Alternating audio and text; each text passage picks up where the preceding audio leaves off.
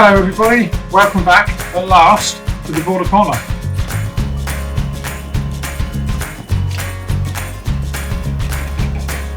Variegated, white feather, blue feathered.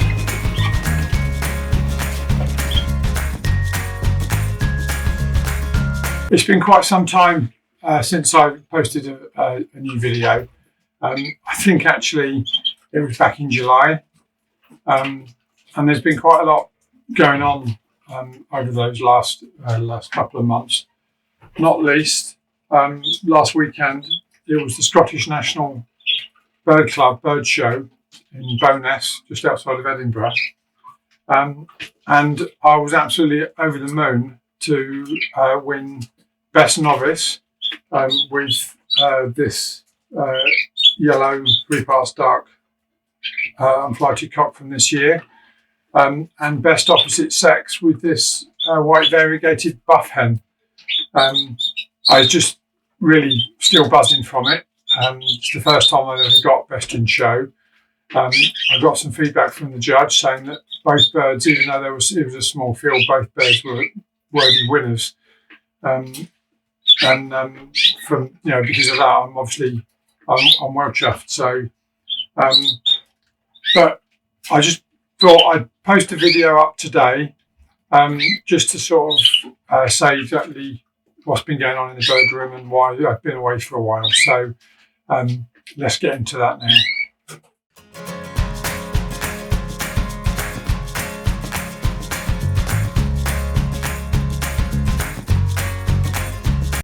I thought I'd just do a bit of a closer look at these two. They're in the training cages now. They're not in their main show cages. So they're still in the wash after the show. I always give the cages a good clean out. Get rid of all of the bedding that was in there, all of the oat husk with borders. You have to have oat husks on the floor. Well, I'm not sure if that's in focus. How's that? So I always get rid of all of the oat husks and then spray the cage down, give it a good drenching, and then once it's dry, it gets sprayed with an antibacterial spray, and then it goes in the dry and it's not used again until the next show. So it keeps them nice and fresh. So so here's this cockbird. He's a beautiful little bird. Really pleased with him. He's the best one I think that I've bred this year. So I was very hopeful that he might get the place and might get on the top table at the Scottish National. So for him to win, it just sort of blew me away really. So absolutely delighted with him. So so there we go. That's a closer look. And now he's dived down beyond there. Is that a closer look at the 3 parts dark yellow cockbird. To win Best Novice was a real great surprise and something I was delighted with. So when I actually realised that I'd actually won Best Opposite Sex as well with this white variegated hen, I was really happy. She's a nice little thing. She's out of a variegated white hen that my friend Malcolm lent me. I don't know if you all remember, but I'd lost the white cockbird in my bird room. I was hoping to breed a white line, and Malcolm lent me a white cockbird after my one died. And then within a few weeks of me having Malcolm's bird, she started laying eggs. So I paired her up with one of my lightly variegated yellow hens, yellow cockbirds, and this little bird was one of their youngsters. So again, she's a really nice bird.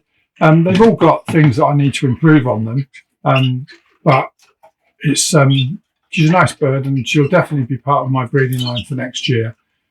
It may even be that I pair the 3 parts dark cockbird that we've just looked at. It may be that I actually pair these two together. So that was my visit to the Scottish National. I was saying my visit, unfortunately, my back had really flared up quite significantly again, and it left me in no fit state to be able to travel.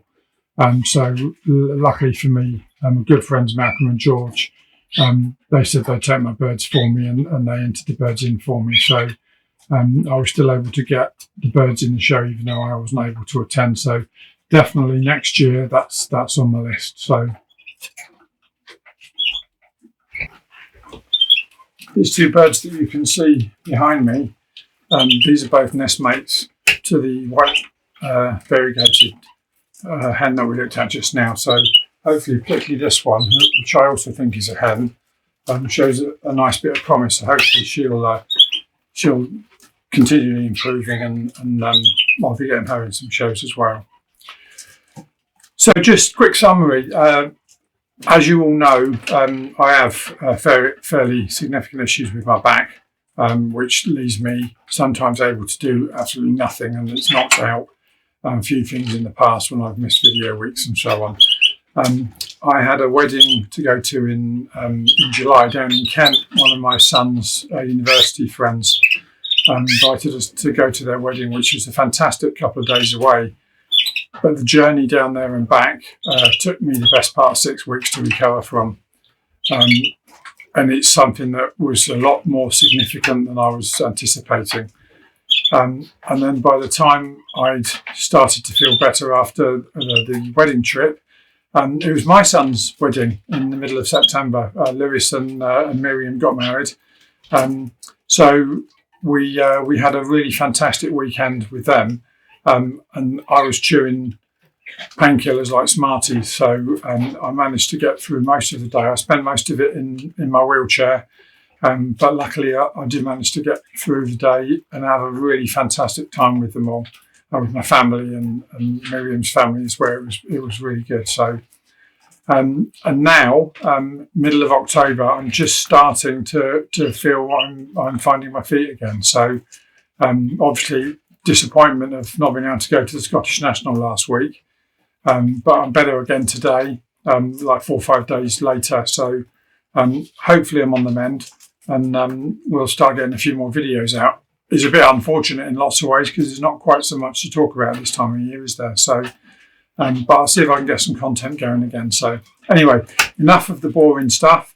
Let's get back to the birds, and I'll give you a bit of an update on what happened in the bird room this year. I'd originally bred, I think it was 14 youngsters. When I did my last video, I had 14 chicks either weaned in the nest at later stages of development, or a few chicks that had just hatched. Unfortunately, that number has dropped a little bit as I lost. I think it was one whole nest I lost, very unfortunately. The mother just walked off, and I didn't, unfortunately, I keep saying unfortunately, sorry. I didn't have another hen at an appropriate stage where I could move the chicks to and get her to take the load on. So I'm actually now down to 11 youngsters that have all been weaned. This is that one that I showed you just a couple of minutes ago. I think this is a cockbird. He's just starting to do a little bit of twittering in the cage. In response to some of the other cockbirds singing. So I'm thinking this might be a cockbird. So he's getting better every day, actually, looking more and more, getting more and more of that shape about him. So the numbers have dropped down a lot more than I was hoping for. I thought I'd get a lot more birds this year than I've actually got. So that was a little bit disappointing. Just going up here, this is that 3 parts dark yellow cockbird. This is him up in his stock cage.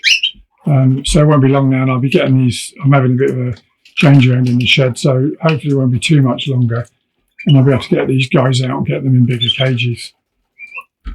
The good thing is with keeping them in these smaller cages at the moment is that there's never any feather plucking, and in the cage next door to the TPD is this buff hen.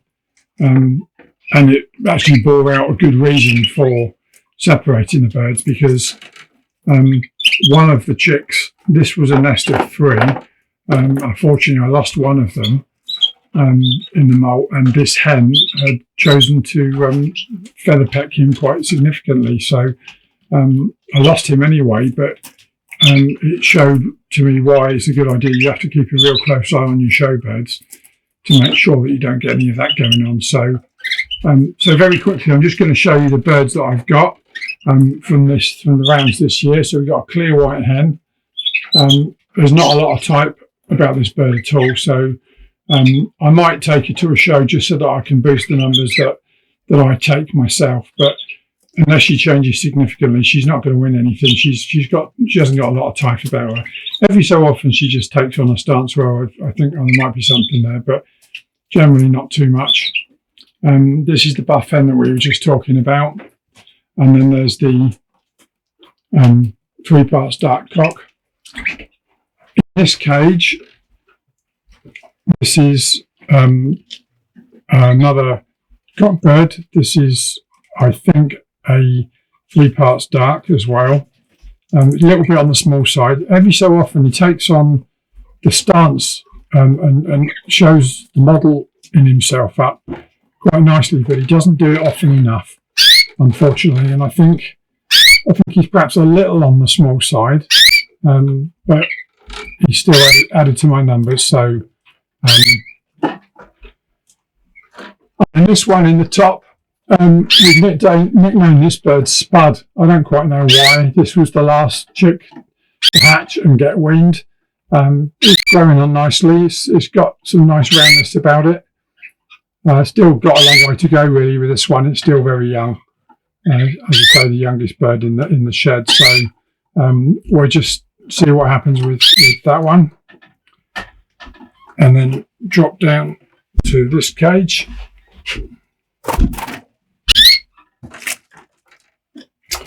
And there we go. She's a lovely bird, this one. This is the one that I showed you at the start of the clip. Buff, a heavily variegated bird. She's got a real nice round body and nice head when she stands up. Doesn't do it often enough, but she does do it. So hopefully she gets a little bit older when we get more into the show season. We might see a little bit more of that. Again, we touched on this one just a couple of minutes ago. So I'm a bit wobbly with the camera today because I'm trying to do this with my crutches. So apologies for that. And then the last one to show you is this one in here. I have no idea of the sex of this one yet. We're not getting any noises, any tweeting or cheeping or anything. So still got a bit of growing to do. This was, she was one of the youngest.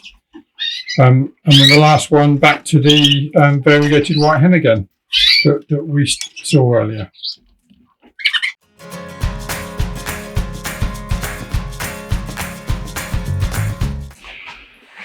Something else that has gone a little bit by the wayside because of my failing health was this big bank of cages that I was doing. So as you know, I had plans on here to have a big bank of at least 12, maybe 16 cages in this space.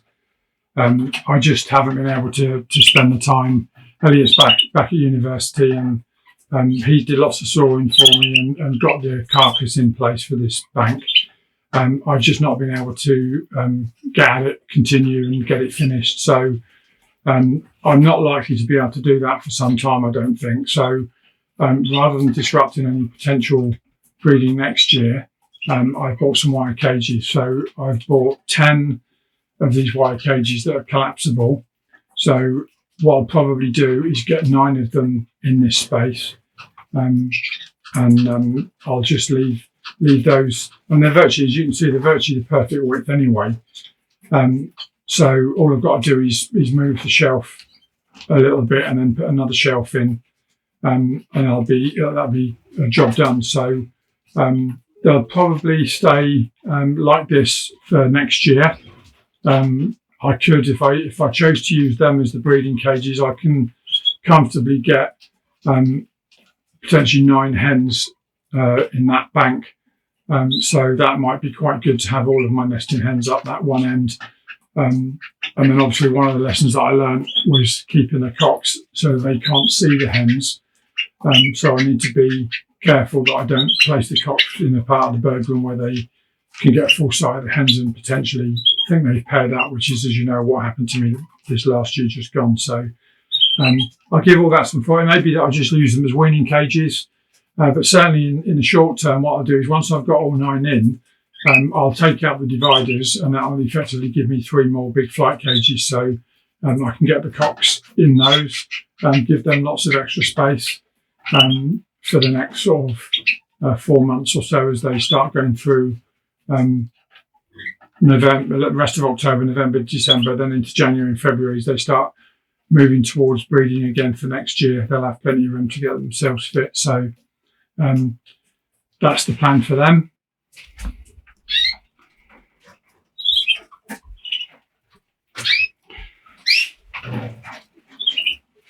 I really love the Avery because it means the birds get lots of extra opportunities to fly about, spread their wings and get nice and strong.